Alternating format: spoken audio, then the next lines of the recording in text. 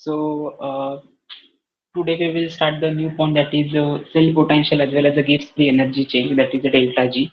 Last time we have already discussed the various types of cells. Means in general पहिल्या point मध्ये आपण असं बघितलेलं what is meant by electrolytic conductance, electronic conductance, galvanic cell. Okay, means electrolytic as well as the electronic मधला difference आपण बघितलेला. Second thing, that is the galvanic cell म्हणजे काय, तर केमिकल एनर्जीचं कन्वर्जन इलेक्ट्रिकल एनर्जी मध्ये कुठल्या सेल मध्ये होतं, इलेक्ट्रिकल एनर्जीचं कन्वर्जन केमिकल एनर्जी मध्ये कुठे होतं. सो याचे डिफरन्सेस चेक केले होते. नेक्स्ट पॉईंट बघितला होता cell potential means what, which factors affecting on the cell potential means stability of a cell potential, इथपर्यंत पार्ट बघितला होता. पुढचा पार्ट आहे सेल पोटेन्शियल अँड गिव्स फ्री एनर्जी, याच्यामधलं relationship. Very very important part आहे. हे जर समजलं त्याच्या पुढचा पार्ट इक्विलिब्रियम कॉन्स्टंटचे दोन टोटल टॉपिक मध्ये मी तुम्हाला सांगितलेलं, जसं नॉन्स इक्वेशन वरती प्रॉब्लेम येणार, जे प्रिव्हियस लेक्चरला आपण डिस्कस केलं होतं. नॉन्स इक्वेशन म्हणजे काय ते. सो नॉन्स equation is nothing but E minus of E, that is E cell can be calculated by using formula E0 minus of RT divided by NF, means 2.303 RT divided by NF into log to the base 10 of Kc, means equilibrium constant, concentration of product divided by concentration of reactant. If we want to calculate 2.303 RT divided by F, it will give you value 0.05916. Okay, means 0.0592 divided by N into log to the base 10 of Kc at room temperature of 298 Kelvin. So इथपर्यंत part बघितल्यानंतर applications check केली होती. It can be generally useful for the preparation of or determination of a cell potential, standard cell potential, again concentration of conductivity cell, conductivity cell मधलं concentration किती असेल ते determine करण्यासाठी, as well as exchange of conductance to determine, म्हणजे एका sale मधला conductance दुसऱ्या sale मध्ये पास आउट करायचं असेल तर ते कसं करणार, बाय युझिंग सॉल्ट ब्रिज. त्याची फंक्शन बघितली होती. Okay, so today we will start the new point, that is the cell potential and Gibbs free energy change. So what is mean by work or electrical work? So generally electrical work is nothing but amount of charge passing through the solution with respect to its cell potential. Okay, amount of charge passing through the solution multiplied by its cell potential. So W max is equal to amount of charge म्हणजे काय, charge आपण major करतो coulomb मध्ये किंवा Faraday's मध्ये, that is 96500 coulomb मध्ये आपण ते एक्सप्रेस करतो. So Faraday and number of moles जेवढे त्याला असतील तेवढे मल्टिप्लाय करतो. म्हणजे समजा त्याच्यामध्ये 8 नंबर ऑफ मोल्स असतील तर चार्ज इन्क्रीज असेल, 1 नंबर ऑफ मोल असेल तर charge as compare to 8 less असणार आहे. So W is equal to NF into E cell. Okay, E cell means cell potential. So what is the electrical work? Electrical work or W max is equal to NF E cell. NF is nothing but your number of moles, Faraday, and cell potential. Now the next point is, according to thermodynamics, we know that the Gibbs free energy change, that is the free energy change with respect to your W max relationship is W max is equal to maximum work done is equal to minus of delta G0. If it is in the form of a standard state, then it may be expressed in terms of minus of delta G0. बरोबर आहे ना. Standard state असेल तर आपण फक्त वरती 0 mention करतो, बाकी नवीन त्याच्यामध्ये काही चेंजेस करत नाही. So W max is equal to minus of delta G. सो जर आपण हे इक्वेशन नंबर 1 आपण इथे देऊया, इक्वेशन नंबर 1 आणि इक्वेशन नंबर 2 जर कम्पेअर केले तर आपल्याला एक समजतंय, left hand side LHS same आहे. अकॉर्डिंग टू मॅथ LHS जर सेम असेल तर RHS पण सेम असायला पाहिजे. म्हणजेच काय, W max is equal to NFE cell and W max is equal to minus of delta G, म्हणजे दोन्ही इक्वेट करू शकतो आपण. So minus of delta G is equal to NFE cell. आता मला मायनस साइन डेल्टा जीच्या फॉर्मॅटमध्ये नकोय, गिव्स फ्री एनर्जी मायनस मध्ये नकोय, तर मी काय करणार, फक्त रिअरेंज करणार equation. Delta G as it is घेतलं, NFE सेल पॉझिटिव्ह आहे तर ते मायनस होईल, minus of NFE cell. Means if the value of work, electrical work potential increases, then the thermodynamic Gibbs free energy get decreases, means they are inversely proportional to each other and vice versa. Okay, so very important part it is delta G is equal to minus of E cell. आणि याच्यावरती तुम्हाला एक problem यायचा आता, ते काय विचारणार MCQs मध्ये, गिव्स फ्री एनर्जी चेंज तुम्हाला कॅल्क्युलेट करायला सांगतात, ज्याच्यामध्ये फॅरेडे ची व्हॅल्यू दिलेली असते 18130 वगैरे काहीतरी कुलोमच्या फॉर्मॅटमध्ये, नंबर ऑफ मोल्स दिलेला असतो 1 आणि सेल पोटेन्शियल दिलेलं असतं काहीतरी 0.15 किंवा 0.13 असं दिलेलं असतं. लक्षात ठेवायचं, ज्यावेळी आपल्याला कॅल्क्युलेशन साठी आपल्याला युजफुल आहे, MCQच्या फॉर्मॅटमध्ये आपल्याला कॅल्क्युलेशन करायचं आहे, तेव्हा नंबर ऑफ मोल्स जनरली आपल्या रिॲक्शन इलेक्ट्रॉन किती डिसोसिएट होत आहेत रिॲक्शन मधून त्याच्यावरती डिपेंड करतात. For example Cu2++2 electron it will give you Cu, असं जर असेल तर 2 इलेक्ट्रॉन्स ही तुमची नंबर ऑफ मोल्सची व्हॅल्यू येते. नंबर ऑफ इलेक्ट्रॉन्स जेवढे डोनेट करणार तेवढी तुमची व्हॅल्यू असेल. सो लक्षात ठेवायची त्या एन ची व्हॅल्यू तुम्ही 2 घेणार आहात तिथे. ओके, जेवढे नंबर ऑफ इलेक्ट्रॉन्स डोनेट करते किंवा स्वतःवरती चार्ज येतोय तेवढे नंबर ऑफ तुमचे नंबर ऑफ मोल्स असं आपण कन्सिडर करायचं. हे लक्षात ठेवायचं ऍक्टिव्ह सोल्युशनच्या फॉर्मॅटमध्ये. अदरवाईज त्यांनी दिलेलं असतं 2 नंबर ऑफ मोल्स वगैरे असं मेन्शन केलेलं असतं. सो हे पॉईंट एन ची व्हॅल्यू या फॉर्मॅटमध्ये तुम्ही कन्सिडर करणार आहात. So delta G zero is equal to minus of N F E zero in standard set, आणि हे फक्त काय मी रेग्युलर फॉर्मॅट घेतलंय. याच्यामध्ये काहीही चेंज केलेलं नाहीये, फक्त झिरो मेन्शन केलाय because it is expressed in terms of a standard state. Okay, so delta G zero is equal to minus of N F E zero cell. हा झाला पहिला पॉईंट. नेक्स्ट, आता पेपरमध्ये क्वेश्चन आला तर 2 किंवा 3 मार्क्स साठी येईल. तो क्वेश्चन एवढाच नाही येणार, अजून पुढचा पार्ट आहे. स्टँडर्ड सेल पोटेन्शियल आणि इक्विलिब्रियम कॉन्स्टंटचं रिलेशनशिप सांगा. आता स्टँडर्ड सेल पोटेन्शियल म्हणजे काय? ई झिरो सेल, बरोबर आहे ना. सो ई झिरोची व्हॅल्यू आपण इक्विलिब्रियम कॉन्स्टंटच्या फॉर्मॅटमध्ये जर रिप्रेझेंट करायची असेल तर कशी करतो आपण? Delta G zero is equal to minus of R T L N of K C, हे इक्वेशन आहे. Gives free energy change is equal to minus of R is nothing but gas constant, T be the temperature, Ln means natural logarithm, and Kc means equilibrium constant of any reaction. Now how will you calculate equilibrium constant? कसं करतो equilibrium constant? K equilibrium is equal to concentration of C raised to C, concentration of D raise to D. मला वाटतं मी previous लेक्चरला सांगितलेलं reaction quotient असं त्याला म्हटलं जातं. जर रिॲक्शनच्या फॉर्मॅटमध्ये रिप्रेझेंट केलेलं असेल तर, नसेल तर डायरेक्ट आपण काय कन्सिडर करतो? Concentration of product divide by concentration of reactant. So इथे रिॲक्शन दिले, रिॲक्टंट प्रोडक्ट माहिती आहेत आपल्याला, म्हणून आपण असं लिहू शकतो. Okay, in this way K equilibrium constant. Okay, or equilibrium constant value K. So in this way generally you can represent the any type of equilibrium constant. So हा पहिला पार्ट झाला. हे पहिलं इक्वेशन आपल्याला समजलं. जसं आपण इथे डब्ल्यू मॅक्सचं इक्वेशन 2 घेतली आणि मग रिअरेंज केलं, त्याच फॉर्मॅटमध्ये मी इथे इक्विलिब्रियम कॉन्स्टंटची व्हॅल्यू तुम्हाला फक्त कॅल्क्युलेट करून दाखवली. सिमिलरली आता आपण इक्वेशन काय सॉल्व्ह केलंय? Delta G zero is equal to minus of N F E zero cell, standard फॉर्मॅटमध्ये. आता याच्या लेफ्ट हँड साइड दोघांकडे सेम आहेत, म्हणजे आरएचएस पण परत सेम करायला पाहिजे, इक्वेट केला पाहिजे. आपल्याला सेल पोटेन्शियलची, स्टँडर्ड सेल पोटेन्शियलची व्हॅल्यू काढायची, म्हणजे ई झिरोची व्हॅल्यू काढायची. सो ते कसं कॅल्क्युलेट करू शकतो जरा बघा. Minus of R T L N of K C is equal to minus of N F E zero cell. Okay, इथपर्यंत आपण केलं. ई झिरो सेलची व्हॅल्यू आपल्याला कॅल्क्युलेट करायची, म्हणजेच काय करणार? Minus minus will get cancel first of all. So R T upon N F L N of K C is equal to E zero cell. Correct आहे ना? मला एल एनचं कन्व्हर्जन लॉगॅरिथमिक मध्ये करायचंय. मी काय करायला पाहिजे? मल्टिप्लाय केलं पाहिजे कुठल्या तरी फॅक्टरने. तो फॅक्टर कुठला असतो?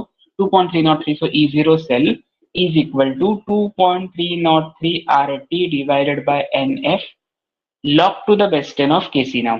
Okay, log to the base 10 of Kc. But we know 2.303 RT divided by F ची व्हॅल्यू माहिती आहे. जर आपल्याला टेम्परेचर 298 केल्विनला आपण कन्सिडर केलं तर याची व्हॅल्यू किती येते? अकॉर्डिंग टू नॉन्स equation 0.05916 divided by n log to the base 10 of Kc.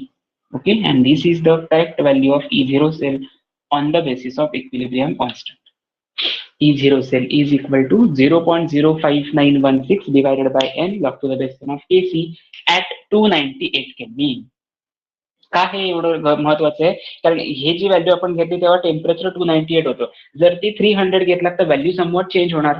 Change म्हणजे काही फारसा चेंज नाही होणार, 592 एवढं येईल, बाकी काही नाही. फक्त लक्षात ठेवा अॅक्युरेसी आपली एवढी असली पाहिजे. समजा 545 ला तुम्हाला दिलं तर डायरेक्ट ही व्हॅल्यू घेऊन चालेल का? 545 केल्विनला हे ई सेल काढायचं असेल तर तुम्हाला ही व्हॅल्यू घेऊन चालणार नाही, तुम्हाला कॅल्क्युलेशन इंडिव्हिज्युअली करावं लागेल. Okay, so this is the general expression for the standard EMF with respect to log, that is equilibrium constant and standard cell potential with respect to गिव्स फ्री एनर्जी चेंज.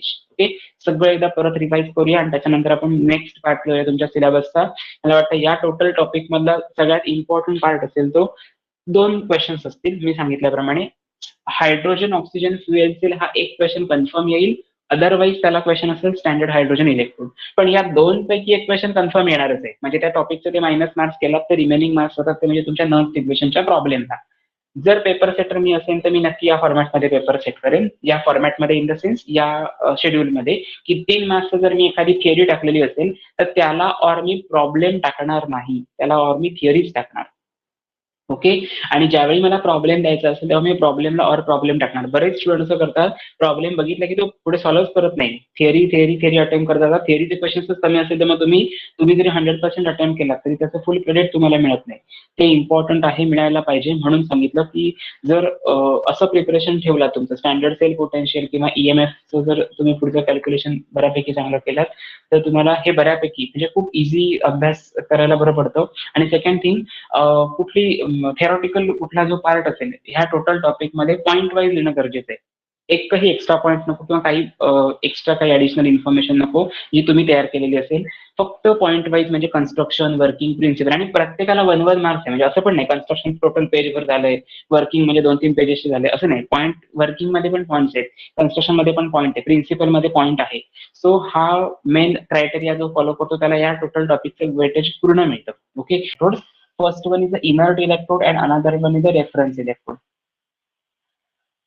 तो reference electrode कशाला तुम्ही consider करता, हा तुमचा main part आहे किंवा तुमच्या सिलेबसचा पार्ट आहे. Reference electrode. Reference electrode. So what is mean by reference electrode? Generally, an electrode whose cell potential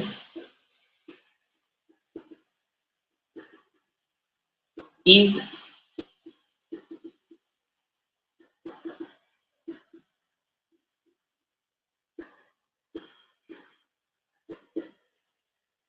एका पर्टिक्युलर इलेक्ट्रोडचं cell potential arbitrarily in the sense sake for your convenience, तुमच्या convenience प्रमाणे तुम्ही consider करताय की याचं sale potential 0 असलं पाहिजे. त्याला आपण रेफरन्स म्हणतो. फॉर एक्झाम्पल बेस्ट सांगायचं झालं तर कम्पॅरिझन जिथे होतं ना त्याला रेफरन्स म्हणायचं. फॉर एक्झाम्पल तुम्हाला मार्क्स मिळालेले आहेत, 73 मार्क्स मिळालेत, तर कशाच्या कम्पॅरिझन, पर्सेंटच्या फॉर्मॅटमध्ये तुम्ही रिप्रेझेंट करता. म्हणजे ते कम्पॅरिझन कशामध्ये असतं, आउट ऑफ 100 आहे. भले तुमचा पेपर 600 मार्काचा असू दे, सगळे पेपर्स तुम्ही दिलात वीकमध्ये का, ते 650 मार्क्स असू दे, तुम्हाला पर्सेंटेज मिळालं 88% मिळालं. मग 650 मधनं 88 मार्क्स मिळाला तर त्याचा मिनिंग होतो का? नाही. आउट ऑफ 650 तुम्हाला काहीतरी पर्टिक्युलर एक्स व्हॅल्यू मिळाली, ती एक्स व्हॅल्यू तुम्ही पर्सेंटेजच्या फॉर्मॅटमध्ये रिप्रेझेंट करता. म्हणजे इथे रेफरन्स तुम्ही घेतलात 100 पर्सेंटेजचा. Similarly in case of electrochemistry, one type of electrode which whose potential cell potential is arbitrarily taken as a 0. जर त्याचं सेल पोटेन्शियल 0 असेल तर मी यूज केलेला जो काय इलेक्ट्रोड असेल त्याचं सेल पोटेन्शियल किती असेल याला आपण कम्पॅरिझन करू शकतो आणि त्याला आपण म्हणतो reference electrode. Okay. Reference electrode म्हणजे काय, जो इलेक्ट्रोड तुम्हाला 0 सेल पोटेन्शियल इंडिकेट करतो आर्बिट्ररीली, त्याला आपण कन्सिडर करतो रेफरन्स इलेक्ट्रोड. आता असे कुठले रेफरन्स इलेक्ट्रोड आहेत हा महत्वाचा पार्ट. म्हणजे हा झाला तुमची डेफिनेशन, हा फर्स्ट पॉईंट. सेकंड, SHE म्हणजे काय, standard hydrogen electrode. Standard hydrogen electrode is an example of your primary reference electrode. Primary reference electrode. आता जर हा प्रायमरी असेल म्हणजे दुसरा कोणता असणार, तो सेकंडरी असणार, नक्कीच आहे ते. So such type of electrode me secondary reference electrode असे कुठले कुठले इलेक्ट्रोड आहेत, त्यातला फर्स्ट आहे कॅलोमल इलेक्ट्रोड. ही सगळी नेम्स आहेत इलेक्ट्रोडची. कॅलोमल इलेक्ट्रोड, सिल्वर क्लोराईड इलेक्ट्रोड, आणि अनदर थर्ड इनर्ट जो नसतो म्हणजे ज्याला आपण काय कन्सिडर करतो, जनरली यूज करतो, तो म्हणजे ग्लास इलेक्ट्रोड. हे सगळेच्या सगळे इलेक्ट्रोड कोण आहेत, सेकंडरी रेफरन्स इलेक्ट्रोड. आता पेपरमध्ये काय येणार, हे जे 3 पॉईंट आहेत ते पेपरमध्ये घ्यायचे.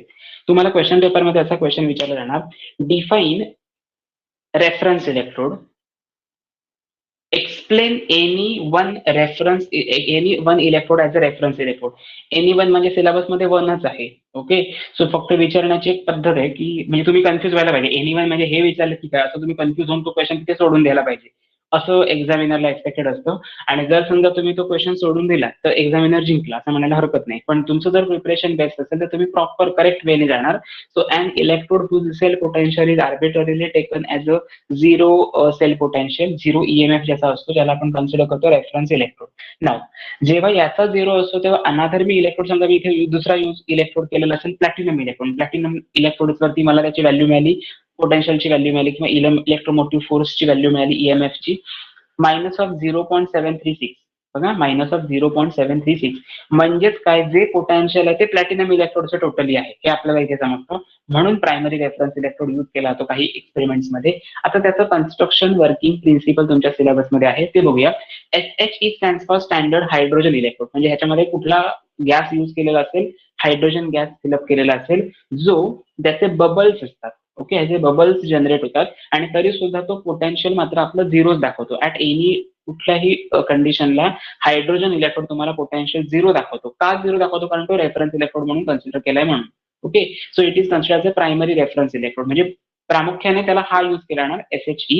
नेक्स्ट, रिमेनिंग असे कुठले सेकंडरी रेफरन्स इलेक्ट्रोड आहेत की जर आपल्याकडे स्टँडर्ड हायड्रोजन इलेक्ट्रोड अवेलेबल नसेल तर आपण कुठले यूज करू शकतो रेफरन्स इलेक्ट्रोड? तर कॅलोमेल इलेक्ट्रोड.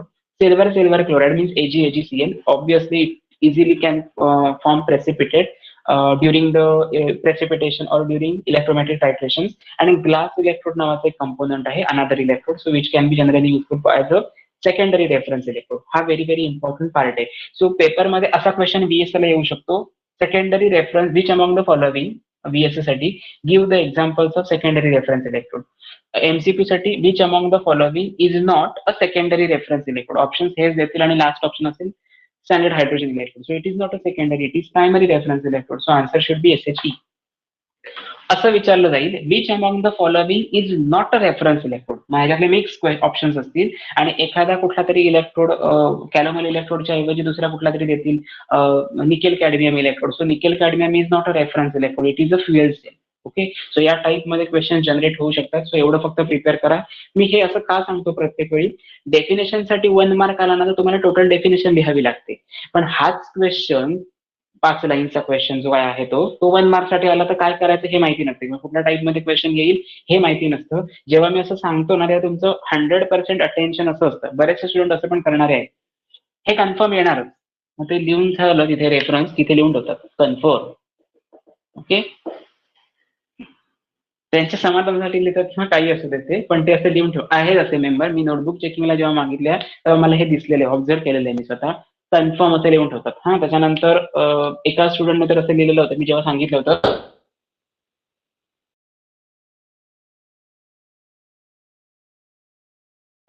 असं सांगितलेलं होतं त्यावेळी, आणि हे सगळं करत असताना त्यांनी ते लिहून घेतलं येणारच. ओके, येणारच वगैरे असं काय काय लिहून ठेवलं होतं. मी जे वर्ड टू वर्ड बोललेलं होतं ते सगळं त्यांनी लिहिलेलं.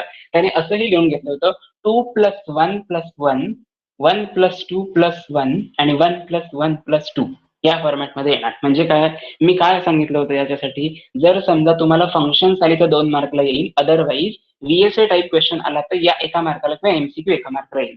समजा तो क्रायटेरिया नाही आला, सेक्शन डी मध्ये क्वेश्चन आला तर 1+2+1 हा क्वेश्चन मी जो सांगितलेला त्यावेळी क्वेश्चन होता तो 2 मार्क्ससाठी असेल, 1+ मार्क्ससाठी एखादी डेफिनेशन असेल आणि 1 मार्क्ससाठी युजेस असतील. असं मी सांगतोय. याचं रिझन काय, तुम्हाला कळायला पाहिजे की कुठल्या फॉर्मॅटमध्ये कसा क्वेश्चन येईल. आता ऑब्व्हियसली सेक्शन ए मध्ये MCQ ला हा क्वेश्चन सगळ्याच्या सगळे हेच क्वेश्चन येतील असं मी ते सांगितलं नाहीये. म्हणजे हे येणार नाही तुम्हाला कन्फर्म माहिती झालंय. येणार काय याच्याला अंडरलाईन करायचं हे तुम्हाला समजतं. म्हणजे नोट्स तुमच्या प्रॉपर प्रिपेअर व्हायला पाहिजेत, म्हणून मी हे सांगतो. बाकी हे तुम्ही कॅल्क्युलेशन जे आहे ते घरी बसून पण करू शकता, 1+2+2, 2+1+1 वगैरे. ओके, ठीक आहे. हा पार्ट लिहून झाला असेल तर फक्त सांगा, कारण मला थोडी डायग्राम काढायला जागा लागेल. आणखीन कन्स्ट्रक्शन वर्किंग प्रिन्सिपल तुम्ही हे लिहून घेतलात तरी चालेल, तोपर्यंत मी त्या साईडला डायग्राम ड्रॉ करतो.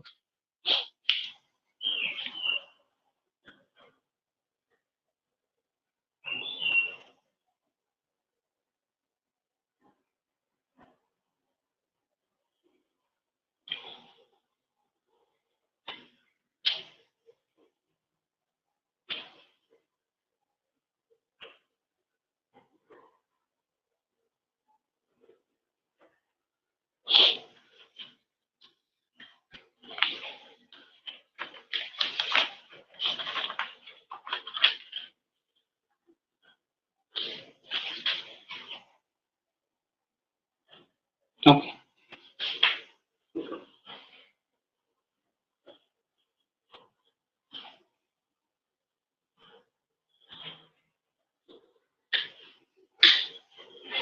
आता याच्या पुढचे हे 2 क्वेश्चन्सच फक्त करायचे. मी जे सांगितलंय तेच करायचं. उगाच एक्स्ट्रा टाइम वेळ घालवा, फुकट घालवायचा नाही. अगदीच तुम्हाला वेळ मिळाला ना, तर मग तुम्ही बघा कसं काहीतरी. तुम्हाला जर एक्स्ट्रा टाइम मिळालेला आहे, भरपूर सारा अभ्यास करायचा तर तुम्ही करू शकता. पण एक्झाम ओरिएंटेड ज्यांना कोणाला वेळ टाइम मॅनेज करायचा आहे, तर त्यांनी प्लीज हाही इलेक्ट्रोड आता कन्स्ट्रक्शन वर्किंग जे देणार ते आणि स्टँड त्याच्या पुढचं हायड्रोजन ऑक्सिजन फ्युएल सेल हे 2च करायचे. जो निकॅड आणि मर्क्युरी आहे ना, त्याचे मी तुम्हाला नोट सेंड करेन. पण मी ते तुम्हाला काहीही इन डिटेल काही घेणार. याचं रिझन काय? कारण तुमच्या टेक्स्ट बुकमध्ये जे निकॅड आणि तुमच्या मर्क्युरी सेलसाठी जे एक्झाम्पल्स दिले त्याच्यामध्ये डायग्राम कुठे दिलेलीच नाहीये. ओके. डायग्राम मेन्शन नसलेली केल्यामुळे ते लर्न करण्याशिवाय ऑप्शन नाहीये. म्हणजे 1.95 पोटेन्शियल, सेल पोटेन्शियल त्याचं असतं. या टाईपमध्येच फक्त क्वेश्चन्स असतील. आणि मी तुम्हाला काय सांगितलंय, 4 मार्काचा टॉपिक आपल्याला तेवढंच करायचंय. नन स्टिक्वेशनवरती प्रॉब्लेम कन्फर्म असणार आहे. आणि या 2 पैकी एखादा कुठला तरी इलेक्ट्रोड येईल तो. मग रिमेनिंग जो पार्ट बघितला फंक्शन्स ऑफ सॉल्ट ब्रिज ते ऑप्शनसाठी येणार. पेपरमध्ये ते असणार आहे. फक्त ऑप्शनसाठी असेल एवढं लक्षात ठेवा. एक्स्ट्रा काही त्याच्यामध्ये एफर्ट्स घ्यायची गरज नाही, कारण लेंथ भरपूर आहे आणि नंबर ऑफ मार्क्स खूप कमी आहेत म्हणून.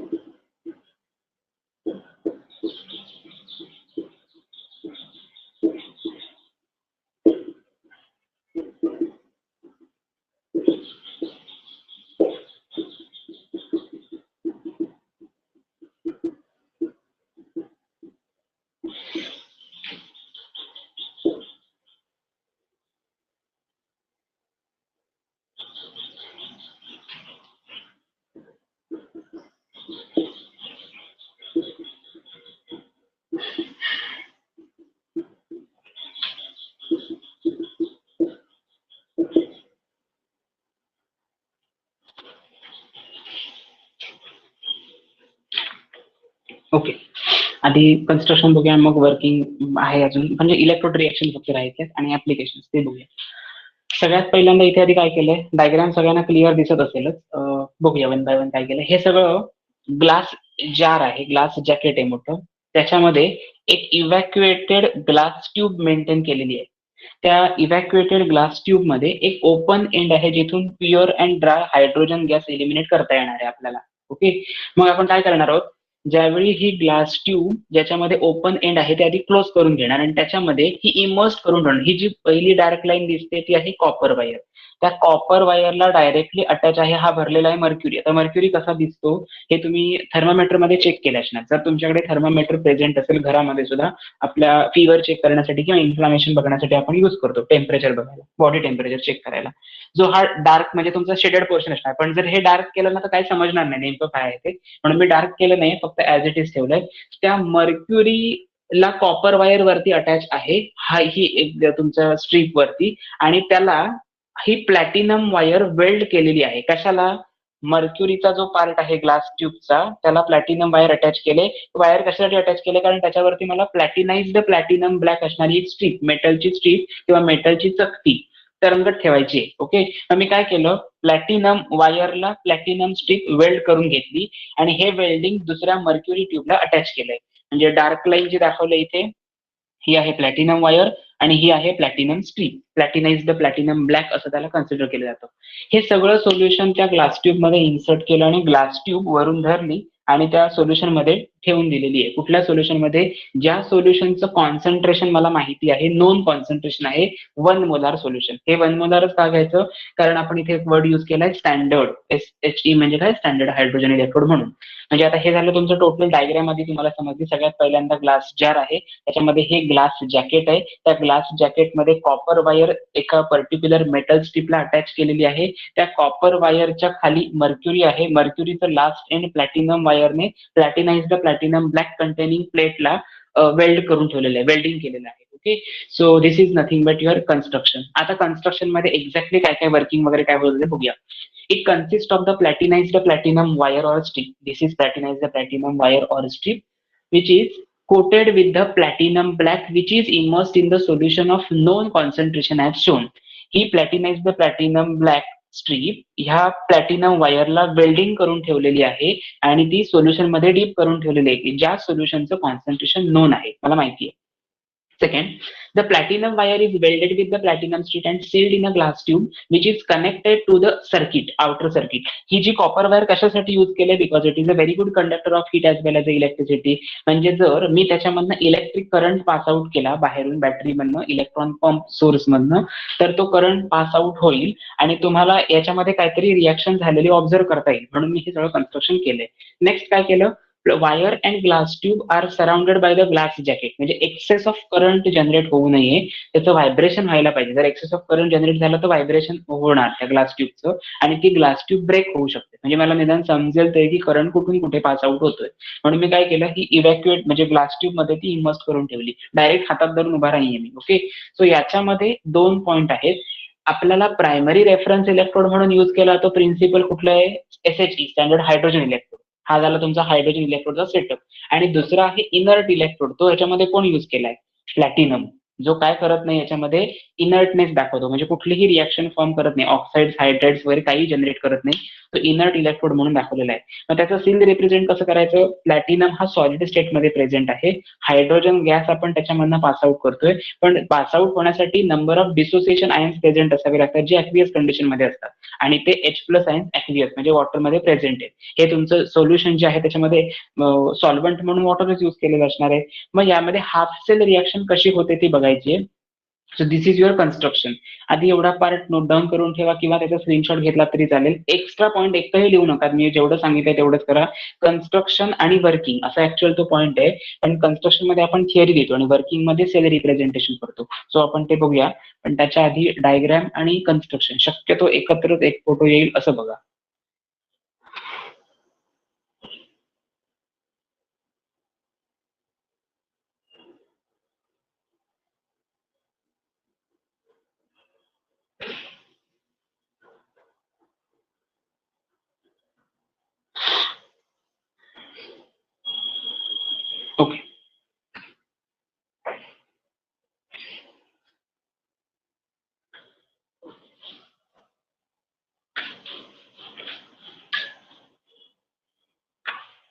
मग सेल रिॲक्शन्स कशा येतील? इलेक्ट्रोड रिॲक्शन्स असं म्हणायचं, इलेक्ट्रोड रिॲक्शन्स. आता मगाशी म्हटलं मी नोन कॉन्सन्ट्रेशन आहे, म्हणजे त्याचं प्रेशर पण मला माहिती असेल. जर समजा H2 हा गॅस असेल, H2 हा गॅस आहे, तर त्याचं प्रेशर असेल 1 बार असं आपण कन्सिडर करूया, कारण आपण मगाशी 1 मोलार कॉन्सन्ट्रेशन घेतलेलं म्हणून. So it will dissociate into 2H plus aqueous solution. Okay, obviously of 1 molar. Concentration आणि फेज लिहिण्याची पद्धत आहे सेल रिॲक्शन मध्ये. त्याचं कॉन्सन्ट्रेशन, त्याची फिजिकल स्टेट म्हणजे गॅस आणि ॲक्वियस, आणि त्याचं कॉन्सन्ट्रेशन किंवा त्याची व्हॅल्यू, कॉन्स्टंटची व्हॅल्यू 1 बार आणि 1 मोलार हे लिहिण्याची पद्धत आहे.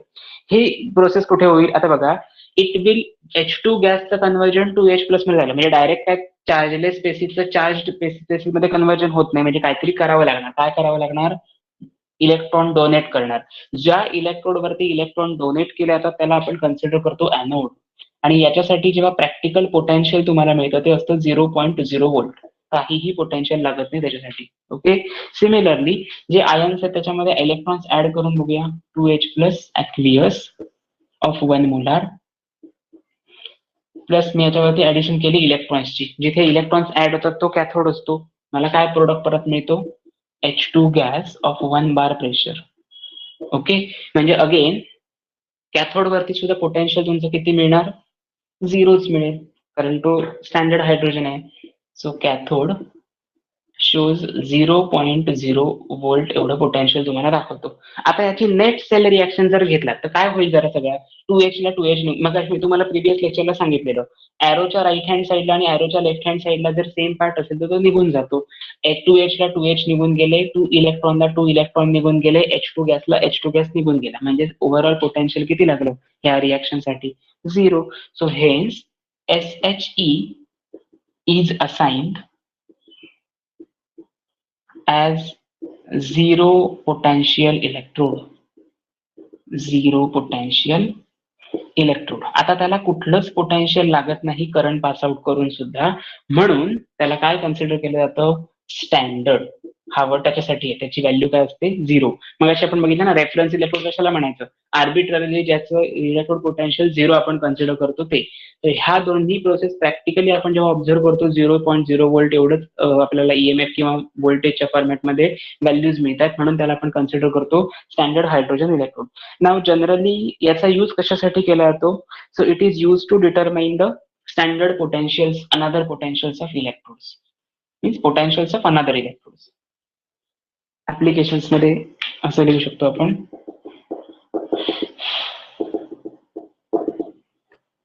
used to determine the potentials of other electrodes. Potentials of other electrode. Potentials of other electrode.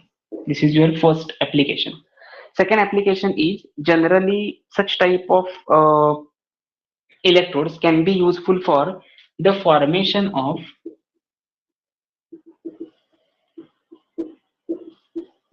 pure H2 gas for water purification.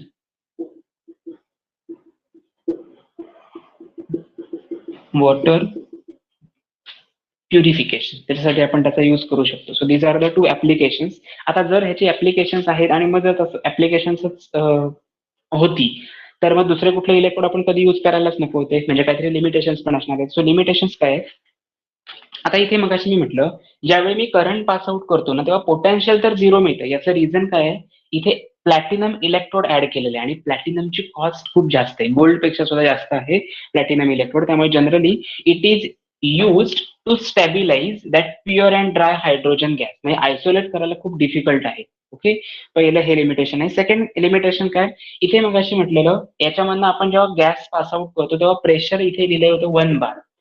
Overall through out प्रोसेसमध्ये प्रेशर 1 बार हे कॉन्स्टंट ठेवणं it is quite difficult task, म्हणजे ते कुठे ना कुठेतरी vary व्हायला पाहिजे.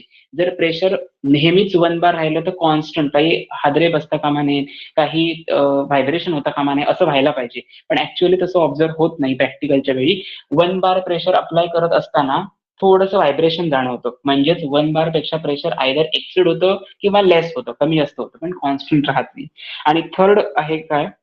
तर जो हायड्रोजन गॅस जनरेट होतो त्याच्यावरती इथे मी बबल्स दाखवले बघा. हे हायड्रोजन गॅसचे बबल्स असल्यामुळे जनरली त्याचं कॉन्सन्ट्रेशन, सोल्युशनचं कॉन्सन्ट्रेशन 1 मोलार ठेवणं डिफिकल्ट राहतं, कॉन्स्टंट ठेवणं डिफिकल्ट जातं. बबल्स आल्यामुळे त्याच्यामध्ये ऑक्सिजन गॅस असणार, म्हणजे याचं कॉन्सन्ट्रेशन आयदर कधी ना कधीतरी 0.98, 0.97 मोलार किंवा 1.1 मोलार या फॉर्मॅटमध्ये इन्क्रीज किंवा डिक्रीज होऊ शकतं एअरमुळे, एअरच्या किंवा बबलिंग ऑफ गॅसेसमुळे, हायड्रोजन गॅस किंवा ऑक्सिजन गॅसच्या बबल्समुळे हे होऊ शकतं. 3 लिमिटेशन्स कुठले कुठले सांगितले? सगळ्यात तयार होणारा प्युअर अँड ड्राय जो ऑप्टेन गॅस आपल्याला मिळतो तो आयसोलेट करणं डिफिकल्ट होतं. सेकंड सांगितलं 1 बार प्रेशर टोटल ओव्हर एक्सपेरिमेंटमध्ये, थ्रू आउट एक्सपेरिमेंटसाठी 1 बार प्रेशरच कॉन्स्टंट ठेवणं डिफिकल्ट जातं आणि ओव्हरऑल एक्सपेरिमेंट चालू असताना due to bubbling of gases 1 molar concentration can not be stable as up to the means असं आपण म्हणू शकतो cell potential, determination of a cell potential. जोपर्यंत आपण सेल पोटेन्शियल डिटरमाइन करतोय तोपर्यंत त्याचं कॉन्सन्ट्रेशन 1 मोलारच ठेवणं it is quite difficult task. It may vary, 0.97 होईल, काही वेळा 1.1 होईल. म्हणजे प्रेशर आणि मोलार कॉन्सन्ट्रेशन सेम ठेवणं हा आधी मोठं लिमिटेशन आहे. आणि second, pure and dry hydrogen gas isolate करायला डिफिकल्ट होतं. डिफिकल्ट इन द सेन्स जेव्हा मी pure and dry hydrogen gas घेईन बाहेर त्यावेळी ऑक्सिजन त्याच्यामध्ये प्रेझेंट असणार आहे, बरोबर आहे ना. जर ऑक्सिजन आतमध्ये इन्सर्ट झाला तर ह्या प्लॅटिनमचं ऑक्सिडेशन होऊ शकतं, प्लॅटिनम ऑक्साईड. मग तो इनर्ट कसा म्हणून चालेल? मग तो इनर्ट होऊ शकत नाही. याच काही लिमिटेशन्स आहेत. So these are the standard hydrogen limitations of or disadvantages of standard hydrogen electrode. Okay, सगळं काय काय बघितलं एकदा रिवाइज करूया आणि त्याच्यानंतर पुढच्या पार्टला जाऊया. That is remaining part is hydrogen oxygen fuel cell. Okay, एक छोटंसं आर्टिकल आहे, तेवढं फक्त बघूया. आधी पहिल्यांदा ह्याची रिव्हिजन करूया. सगळ्यात पहिल्यांदा काय सांगितलं? रेफरन्स इलेक्ट्रोड म्हणजे काय? जो electrode whose potential is arbitrarily taken as a zero, it is considered as a primary reference electrode. Okay, primary reference or reference electrode. The example of primary reference electrode is a standard hydrogen electrode. जे आता आपण second point घेतलाय ना, तेच या standard hydrogen इलेक्ट्रोडचं principle आहे. Principle काय त्याचं? It is used as a primary reference electrode, it act as a primary reference electrode. Next, construction. आधी डायग्राम ड्रॉ करून घ्यायची. कन्स्ट्रक्शनच्या अगोदर नेमिंग एका साईडनेच शक्यतो करा, ते इफेक्टिव्ह दिसतं. तर एका साईडला तुमच्या पेपरच्या एका साईडला डायग्राम असू दे. आयदर लेफ्ट हँड साईडला ठेवला तर राईट साईड पासून रायटिंग स्टार्ट करा, आयदर राईट हँड साईडला डायग्राम ठेवला. बऱ्याच स्टुडंटना सवय असते मध्येच डायग्राम काढून ठेवायची. प्रॉब्लेम असा होतो मग तुम्हाला जिथून जवळ पडतं तिथून तुम्ही ते एरो काढत जाता आणि एक्झामिनर 350 पेपर चेक करत असतो. वेगवेगळ्या तऱ्हेचे स्टुडंट त्याच्या हाताखालनं जात असतात, हे लक्षात घ्या. आणि त्याची टेंडन्सी, समजा तुमचा पेपर नेमका 243 नंबर असेल पेपरचा आणि तिथे नेमकं असं झालेलं आहे, तुम्ही सगळं लिहिलंय चांगलं व्यवस्थित, पण त्याची अशी टेंडन्सी झालेली आहे पेपर चेक करून करून की लेफ्ट हँड साईडला राईट हँड साईडला वाटेल ते लिहून ठेवलेलं आहे काही, आणि त्याला सवय झालेली जाते हे असं करत जायचं. पेपरला त्याला सवय झालेली आहे, तर तो करेक्ट असताना सुद्धा काही वेळा असं करू शकतो. त्यामुळे शक्यतो प्रेझेंटेशन इतकं बेस्ट असलं पाहिजे की त्याला वाटलं पाहिजे की नाही हा स्टुडंट कोणतरी चांगला आहे किंवा ही स्टुडंट चांगली आहे, याला मार्क देताना प्रॉपर केलं पाहिजे आणि हे पेपर चेक करताना करेक्ट करतं. मला तर जेव्हा सगळ्यात पहिल्यांदा मी पेपर हातात घेतो कधीही असं मी करत नाही की दिवसभरामध्ये 50 पेपर उरकायला पाहिजे, असं मी नाही करत कधी. कोणाचंही नुकसान त्याच्यामध्ये होऊ शकतं. मग आम्ही काय करतो त्यावेळी पेपर नीट वाचून घेतो, पेपर चाळतो. पेपर चाळल्यानंतर समजतं पहिली MCQ आणि VSA लिहिलेले आहेत. क्वेश्चन नंबर 2 मधला 1-2 क्वेश्चन लिहिलेले आहेत. क्वेश्चन नंबर 3 मध्ये एकच क्वेश्चन लिहिलंय. क्वेश्चन नंबर 4 फक्त लिहून ठेवलंय, बाकी काय केलेलंच नाही. म्हणजे हा स्टुडंट 15-20 पर्यंत जाणार हे आपल्याला तेव्हाच कळतं. मग आम्ही पेपर करेक्ट चेक करायला घेतो. पण ज्याचा पेपर असा असतो की त्याने मोस्ट ऑफ द पेपर सगळा व्यवस्थित लिहिलाय, डायग्राम एक्झाम्पल्स मध्ये मध्ये दिसत आहेत, थिअरी आहे, रिॲक्शन प्रॉपर लिहिलेले आहेत, त्याचा पेपर चेक करताना डोकं शांत ठेवून पेपर व्यवस्थित एकदा चेक करतो. असं टेंडन्सी प्रत्येक एक्झामिनरची असणं एक्सपेक्टेड असतं. सगळ्यांची जशी असतं असंही नाहीये, पण ठीक आहे, असं एक्सपेक्टेड आहे. सो हे एक लक्षात ठेवा की या फॉर्मॅटमध्ये आपला पेपर असा असला पाहिजे की करेक्टच आन्सर आली पाहिजे. तुम्ही अभ्यास सगळं जण करता ना एक्झामच्या वेळी, फक्त हे कमी जास्तपणा होतं का म्हणे एवढं लक्षात ठेवायचं. ही टेंडन्सी आहे, ह्युमन टेंडन्सी ज्याला म्हटलं जातं, त्याप्रमाणे मी तुम्हाला सांगितलं आणि मगच पेपर मी चेक करायला घेतो. ओके, सो असं असू दे तुमचं की प्रॉपर प्रिपरेशन असू दे. सो डायग्राम काढताना तुम्ही एक्स्ट्रीम राईट हँड साईडला काढणार, नेमिंग लेफ्ट हँड साईडला ड्रॉ करायची, लिहायची जी काय असतील ती. कन्स्ट्रक्शन मध्ये काय सांगितलं? सगळ्यात पहिल्यांदा जो तुमचा काय म्हणतो आपण स्टँडर्ड हायड्रोजन इलेक्ट्रोड आहे तो कशासाठी यूज केला जातो? It is a primary reference electrode म्हणून यूज होतो. सो कन्स्ट्रक्शन मध्ये काय लिहिणार? It consist of small platinized strip which is coated or welded with the platinum wire which is evacuated in the glass tube or glass jacket which is as shown in the figure, which is immersed in the solution of known concentration, that is 1 molar concentration, which is as shown in the figure. Second point मध्ये काय सांगणार, जो electrode तुम्ही use केलाय तो. So platinum wire is generally welded to the platinum strip and it is sealed in a glass tube which is considered as a primary reference electrode. Next point मध्ये सांगायचं, जो प्लॅटिनम स्ट्रीप आणि glass tube आहे त्याच्या बाहेर काय आहे, तुमचं ग्लास जॅकेट सराउंडेड आहे आणि in that hydrogen gas is bubbled to obtain pure and dry hydrogen gas from the outlet. Next, in this platinum electrode is used as a primary reference electrode, inert electrode, and hydrogen gas electrode is considered as a primary reference electrode. मग ते representation दाखवलं, platinum solid, hydrogen gas, H plus ions, aqueous, हे representation दाखवायचं, त्याला sale representation of electrode असं consider केलं जातं. Next, electrode reactions दाखवायच्या. H2 gas 1 bar pressure, it will use 2H plus 2 electron.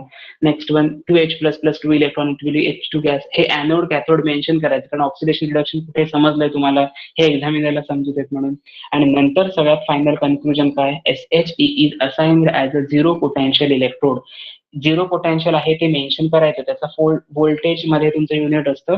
आणि ऍप्लिकेशन्स दोन लिहा. It is use to determine the potentials of other electrode as well as a water purification साठी. आणि disadvantage काय, throughout the process मध्ये pressure 1 bar आणि concentration 1 molar ठेवणं it is difficult. आणि नेक्स्ट सांगितलं काय, due to bubbling of hydrogen gas it may change the concentration of the solution throughout the experiment. आणि एक last advantage तुम्हाला, म्हणजे पहिलं ऍडव्हान्टेज मी डिसएडव्हान्टेज तुम्हाला काय सांगितलेलं, it is difficult to isolate pure and dry hydrogen gas at a time. म्हणजे प्रत्येक वेळी असं जेव्हा गॅस एलिमेंट जनरेट होईल त्याचं काही इंडिकेटर नाहीये ना इथे. सो प्रत्येक वेळी मला ते सेपरेट करावं लागणार. आयसोलेशनची मेथड क्वाईट डिफिकल्ट आहे आणि आयसोलेशन करत असतानाच हे प्रेशर किंवा कॉन्सन्ट्रेशन मे व्हॅरी होऊ शकतं. म्हणजे टोटल सेटअप आहे तो चुकू शकतो, जाऊ शकतो, फेल जाऊ शकतो. So this is nothing but your standard hydrogen electrode. आता हायड्रोजन ऑक्सिजन फ्युएल सेल नावाची एक छोटीशी कन्सेप्ट आहे, ती बघूया जरा.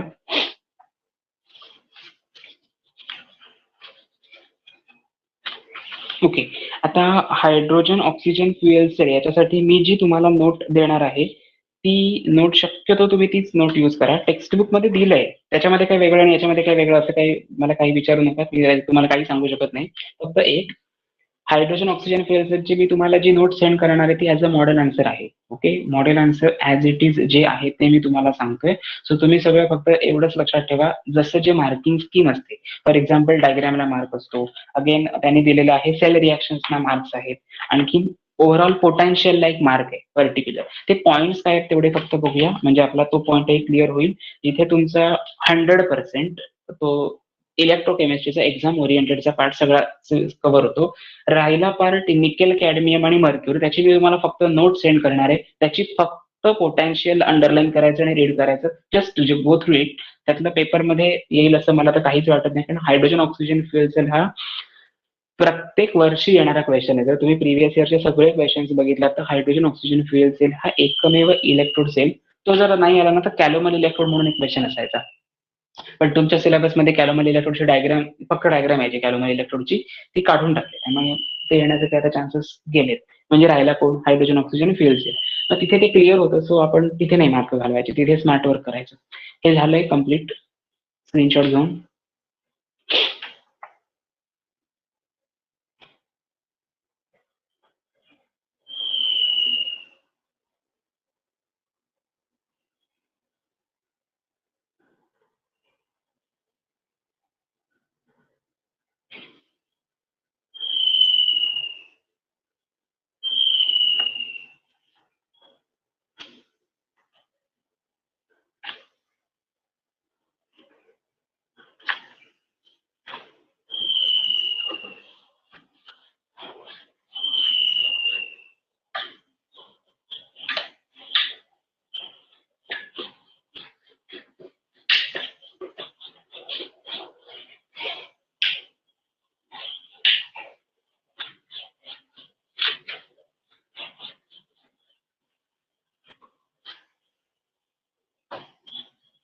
Right down heading, fuel cell आणि hydrogen oxygen fuel cell. Hydrogen oxygen fuel cell. First of all, diagram.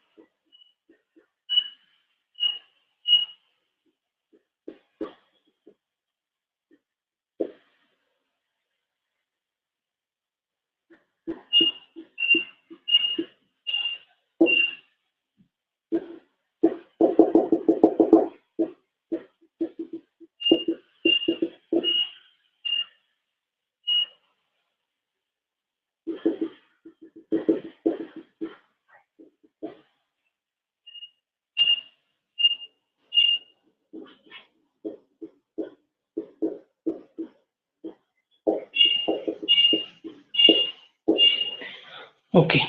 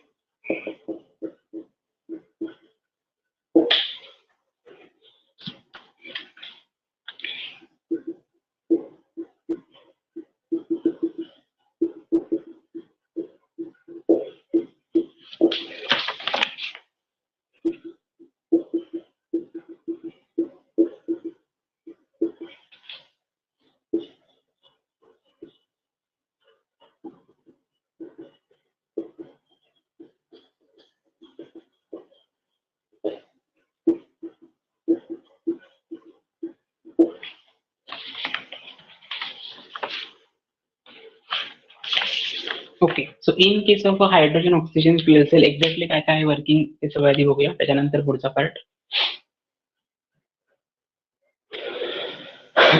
इथे काय केलंय, हे सगळे पोरस इलेक्ट्रोड्स आहेत. हे जे दोन डॉट व्हर्टिकल लाईन्स आहेत त्याला आपण कन्सिडर केलंय पोरस इलेक्ट्रोड आहे. त्याच्यामध्ये एका याच्यामध्ये ऑक्सिजन गॅस फिलअप केलेला आहे आणि वरती इथे एक पोटॅन्शिओमीटर म्हणजे तुमचा जो सर्किट असतं, आउटर सर्किट ज्याला आपण कन्सिडर करतो इलेक्ट्रिसिटी पास आउट करण्यासाठी किंवा इलेक्ट्रोलाइट जनरेट होण्यासाठी, ते आपण जनरेट इथे अटॅच केलेलं आहे आउटर साईडला. आता काय करणार, याच्यामधनं होणार काय, जेव्हा मी याच्यामधनं करंट पास आउट करेन ना, तेव्हा इलेक्ट्रॉनची डिरेक्शन अशी असेल तुमची, या सर्क्युलर फॉर्मॅटमध्ये इलेक्ट्रॉनची डिरेक्शन असेल. पण ते इलेक्ट्रॉनची डिरेक्शन सर्क्युलर फॉर्मॅट असण्याची कारण काय, रिझन काय त्याची, सो त्याच्यावरती एक महत्वाचा पार्ट इथे इंट्रोड्यूस केलाय, तो म्हणजे काय, ऑक्सिजन गॅस आतमध्ये इन्सर्ट होतो आणि हायड्रोजन गॅस बाहेर पडतोय. ओके, डिरेक्शन बदलली जर करंटची, जर मी हाच इलेक्ट्रॉन इकडून इकडे मूव्ह केला अँटी क्लॉकवाईज, तर डिरेक्शन बदलणार, हायड्रोजन गॅस आतमध्ये येईल आणि ऑक्सिजन गॅस बाहेर पडेल. ओके, म्हणजेच काय, हा इफिशियंट कॅटलिस्ट आहे किंवा इफिशियंट फ्युएल सेल आहे, पोल्युशन फ्री आहे. म्हणून पेपरमध्ये तुम्हाला हाच विचारला जातो, याचं ऍप्लिकेशन्स भरपूर आहेत. आता बघा, पहिल्यांदा काय केलं मी, करंट पास आउट केल्यानंतर इलेक्ट्रॉन या डिरेक्शनने मूव्ह व्हायला लागले आणि त्याच्या इन बिटवीन मध्ये मी काय केलं, aqueous solution of any aqueous concentrated. आता ऍक्वियस कॉन्सन्ट्रेटेड याचा मिनिंग असा आहे, ऍक्वियस म्हणजे वॉटर ॲज अ सॉल्व्हंट मी यूज करेन, but concentrated is nothing but concentration त्याचं हायर असेल. इन द सेन्स, जर समजा मला 1 मोलार कॉन्सन्ट्रेशन घ्यायचं असेल, त्याच्याऐवजी मी 5 मोलार कॉन्सन्ट्रेशन घेईल. फक्त काय, एक्सेस ऑफ म्हणजे क्वांटिटी, अमाऊंट ऑफ वॉटरची क्वांटिटी कमी असेल as compare to other diluted solutions. So हा आहे पॉझिटिव्हली चार्ज इलेक्ट्रोड, म्हणजे हा एक व्हर्टिकल जो तुमचा कॉलम आहे तो इलेक्ट्रोड म्हणून ऍक्ट होईल. लेफ्ट साइडला जो पार्ट आहे तो निगेटिव्हली चार्ज एनोड म्हणून ऍक्ट होईल. एनोड वरती ऑक्सिडेशन होईल, कॅथोड वरती रिडक्शन होईल. मग या प्रोसेसमध्ये एक्झॅक्टली इलेक्ट्रोलायटिक सोल्युशनचं वर्किंग काय आहे, तर ते काय करतं, इलेक्ट्रोलाइट सोल्युशन डिसोसिएशन करतं आयन्सचं. ह्याच्यामध्ये ऑलरेडी वॉटर असणार आहे ना, सो H प्लस आणि OH मायनस आयन असतीलच. NaOH आणि KOH असतील तर Na प्लस और K plus ions as well age OH minus ion हे सुद्धा सेपरेट होतील आणि याच्यातनं आपल्याला प्युअर फॉर्म ऑफ वॉटर पण मिळतं. ड्रिंकिंग पर्पजसाठी जे आपण युज करतो ते सुद्धा मिळतं. मग बघूया वर्किंग काय, hydrogen oxygen fuel cell consist of 3 compartment separated by the porous electrode. These are the porous electrode. हे बघा, हे आणि हा जो व्हर्टिकल कॉलम दाखवलाय तो पोरस कार्बन इलेक्ट्रोड म्हणून मी ऍक्ट केलेत. Each electrode is made up of carbon containing porous electrode. म्हणजे कुठलेही जे दोन्ही इलेक्ट्रोड्स आहेत हे कार्बन कंटेनिंग पोरस म्हणजे सच्छिद्र.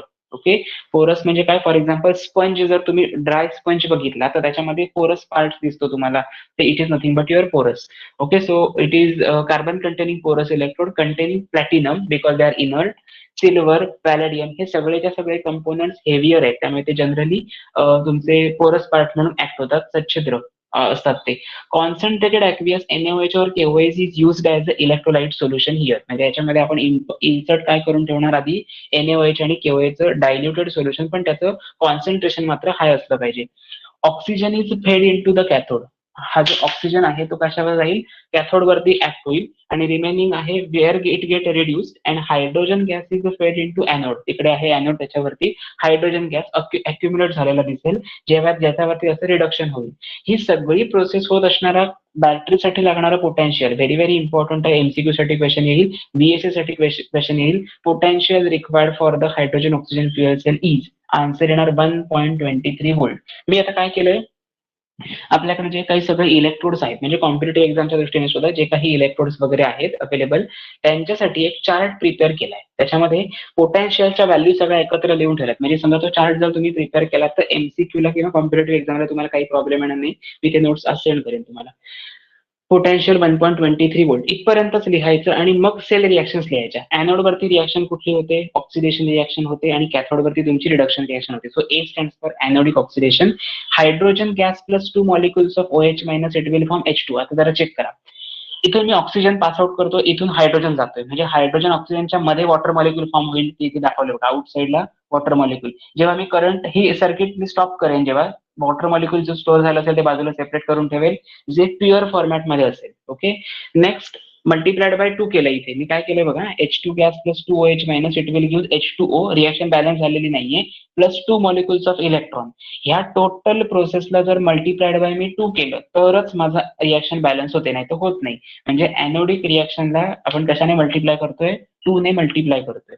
कॅथोडिक रिएक्शन मध्ये डायरेक्ट दाखवले O2 plus 2 molecules of H2O plus 2 electron, it will give you 4 molecules of OH. हे 4 मॉलिक्युल्स ऑफ OH आणि हे 2 into 2 4 molecules of OH will get cancel. मग आपली नेट सेल रिएक्शन येईल N 2H2 plus O2, it will give you 2H2O. मग याचा use कशासाठी करायचा, तर pure form of hydrogen, pure form of oxygen and pure form of water मिळवण्यासाठी. आणि जनरली याचा यूज कशासाठी केला जातो, तर ते यार पोल्युशन फ्री, याच्यामध्ये कुठलाही टॉक्झिक गॅस बाहेर पडत नाही, कुठलंही त्याच्यासाठी कॉस्ट लागणारी आहे ती इको, म्हणजे कॉस्ट सुद्धा सस्टेनेबल आहे, इको फ्रेंडली पार्ट आहे तो. आणि हे इफिशियंट इधर अदर कॅटलिस्ट पेक्षा 60 to 70% of efficient fuel cell म्हणून कन्सिडर केलं जातं. ऍप्लिकेशन काय इथे लिहिलेलं आहे खाली, नासा. ओके, नासामध्ये जेव्हा अंतराळामध्ये जे लोक जातात, मग त्यांच्याकडे काय ते पाण्याची बॉटल घेऊन जातात का आपल्या बरोबर, आणि त्यांना पुरणार आहे का, ते किती दिवस आपल्याला जाणं ते त्यांना माहिती असणार आहे का. सो त्याच्यासाठी ते काय करतात, की हायड्रोजन ऑक्सिजन फ्युएल सेलचा यूज करतात. एअरमध्ये असणारा ऑक्सिजन आणि त्याची डेन्सिटी कमी झाली, किंवा आता कालच एक न्यूज बघितलं असाल तुम्ही, एक विशाखापट्टणम वरून त्या लास्ट एंड कडून एक क्षेपणास्त्र सोडलं गेलेलं अंतराळामध्ये. कालची न्यूज जर तुम्ही बघितलं असेल तर तुम्हाला माहिती असेल, पण ते फेल्ड गेलं. ओके, याचं रिझन काय, ते स्टेबल होण्यासाठी त्याच्यात जी एअरची डेन्सिटी असते ती स्टेबल करण्यासाठी जेवढी एक्सपेक्टेड डेन्सिटी होती त्याच्यामध्ये ते स्टेबल राहिलं नाही. म्हणजे त्यांना जी दिसणारी त्यांची, म्हणजे काय म्हणू शकतो आपण, आपल्याला जे ऑब्झर्व करता येण्याच्या कक्षेत होतं त्याच्या बाहेर गेलं ते, आपल्या ऑब्झर्वेशनच्या बाहेर गेलं ते. ओके, आणि थोड्या वेळानंतर परत त्याच कक्षेत फिरायला लागलं ते, म्हणजे थोडक्यात ते भरकटलेलं होतं काही वेळासाठी. आणि हे जे काही जेव्हा कम्प्लीट झालं असं ऑब्झर्व केल्यामुळे त्याच्यामुळे त्याचं जे एम होतं ते फेल्ड गेलं. पर्टिक्युलर टाइम पिरियडसाठी ते त्या कक्षेत राहतं की नाही हेच एम होतं ते सोडण्याचं, पण ते एम कम्प्लीट राहिलं, म्हणजे ते सगळे जे मेहनत होती ती थोडी फुकट गेली. ठीक आहे, पण त्याच्यावरती जास्त एफर्ट्स घेऊन अजून पुढच्या वेळी ते नक्कीच प्रोग्रेस करू शकतात. म्हणजेच काय, या टाईपसाठी आपण जे काही माहिती तुम्हाला नॉलेज असेल त्याचं, तर हायड्रोजन आणि ऑक्सिजन तयार पण असतो, एअरची डेन्सिटी आपल्याला जर एक्झामिन करता आली तर त्याच्यापासून प्युअर फॉर्म ऑफ वॉटर आपण प्रिपेअर करू शकतो. So this is nothing but your hydrogen oxygen fuel type cell. जेवढं बोर्डवरती आहे तेवढंच पेपरमध्ये लिहायचं, एकही वर्ड कमी नकोय, एकही वर्ड जास्त नकोय. याच्यामध्ये प्रिन्सिपल कन्स्ट्रक्शन वर्किंग असं मेन्शन करायचं नाहीये, कारण हायड्रोजन ऑक्सिजन फ्युएल सेल हा पोल्युशन फ्री आहे, हे त्याचे ऍक्च्युअली प्रिन्सिपल पण आहे आणि त्याचं ऍडव्हान्टेज पण आहे. आणि तुमच्या पेपरमध्ये तुम्हाला असं विचारणार, give construction working and principle of hydrogen oxygen fuel sale.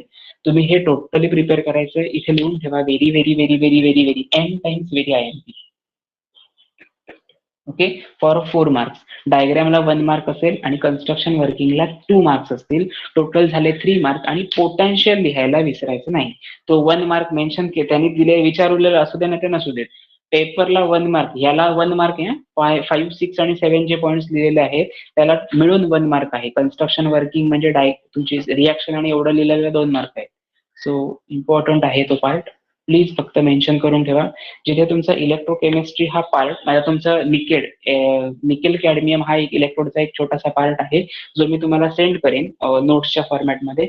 फक्त रीड करून घ्या, नाही समजलं काय तर मला प्लीज विचारा. मात्र नेक्स्ट लेक्चरला आपल्याला याच्यावरचे प्रॉब्लेम्स घ्यायचे, कारण अजून 100% कव्हर झाला एक्झाम पॉईंट ऑफ व्ह्यू असं आपण म्हणू शकत नाही. थेरॉटिकल पार्ट तर कव्हर झालाय, नॉन इक्वेशन वरचे प्रॉब्लेम जोपर्यंत आपले होत नाही तोपर्यंत आपण असं म्हणू शकत नाही की टोटल पार्ट संपलाय, कव्हर झालाय शिकवून, असं नाही म्हणू शकत. ओके, सो कम्प्लीट झालं असेल तर फक्त लाईव्ह चॅट मध्ये रिप्लाय द्या.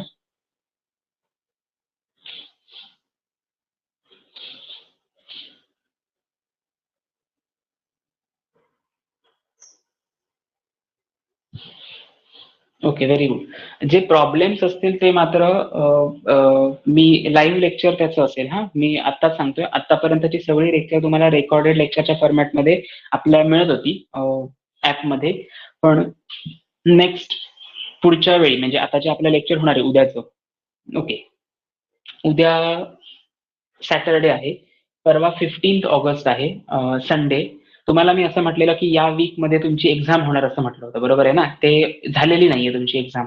सो तुम्हाला प्रॉपर टायमिंग द्यायचं असं ठरवलं आणि त्याच्यानंतर तुमचं पेपर 1 मध्ये मी तुम्हाला म्हटल्याप्रमाणे इलेक्ट्रोकेमिस्ट्री टोटल टॉपिक कंप्लीट झाला, की त्याच्यानंतरच मी तुमची टेस्ट घेणार पेपर 1 ची असं मी तुम्हाला सांगितलेलं. त्याच्या अगोदर तुमची या वीकमध्ये सॉलिड स्टेट आणि थर्मोडायनामिक्स वरची टेस्ट झाली. त्याच्यामध्ये बऱ्याचशा स्टुडंटचा रिझल्ट चांगला होता. म्हणजे आशिषला आउट ऑफ मार्क्स होते, श्वेताचे मार्क्स चांगले होते. इव्हन अटेम्प्ट करण्याची त्यांची टेंडन्सी पण खूप चांगली वाटली. कमी टाईममध्ये त्यांनी बऱ्यापैकी पेपर अटेम्प्ट चांगला केला विचार करून. Okay. So very good, keep it up. So second thing, ज्या स्टुडंट्सना मार्क्स थोडे कमी आहेत, त्यांचे मार्क्स कुठे गेले किंवा प्रॉब्लेम्स काय चुकले हे सॉल्व्ह करायला पाहिजे. त्याचं जरा एक्झामिन करून घ्या स्वतःचं आणि काही डाऊट्स असतील तर ते क्लिअर करून घ्या. नेक्स्ट लेक्चरला म्हणजे कधी उद्या शक्यतो तुमचं लेक्चर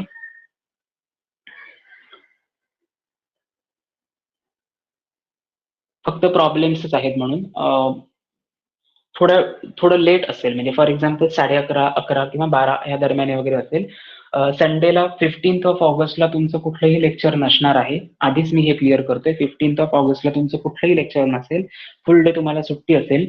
मंडेला पारसी न्यू इयर आहे. सो त्या दिवशी सुद्धा तुमचं रेग्युलर जे जसं टायमिंग प्रमाणे आपलं रेग्युलर लेक्चरचं टायमिंग असतं त्याप्रमाणे तुमचं लेक्चर होईल. दुपारी असेल किंवा मॉर्निंगला असेल मी सांगेन. पण ज्या अजून एक क्लिअर सांगतोय, पारसी न्यू इयरची जे कोण मेंबर्स असे आहेत की ज्यांची ऑनलाईन लेक्चर्स वगैरे चालू आहेत त्यांना सुद्धा ती सुट्टी असणार आहे. हे लक्षात ठेवा. मंडेला सुद्धा तुम्हाला सुट्टी मिळणार आहे. सॅटर्डे आज उद्या सॅटर्डेला पण ती सुट्टी असेल. फक्त उद्याचं जे लेक्चर मी तुम्हाला म्हटलं म्हणजे न्यूमेरिकल्स किंवा प्रॉब्लेमचा जो पार्ट आहे तो आपण शक्यतो थोडं लेट घेऊया, म्हणजे 11, 11:30 वाजता वगैरे. मी तुम्हाला ते अगोदर प्रायर कल्पना देऊन ठेवेन जेणेकरून तुम्हाला ते बरं पडेल.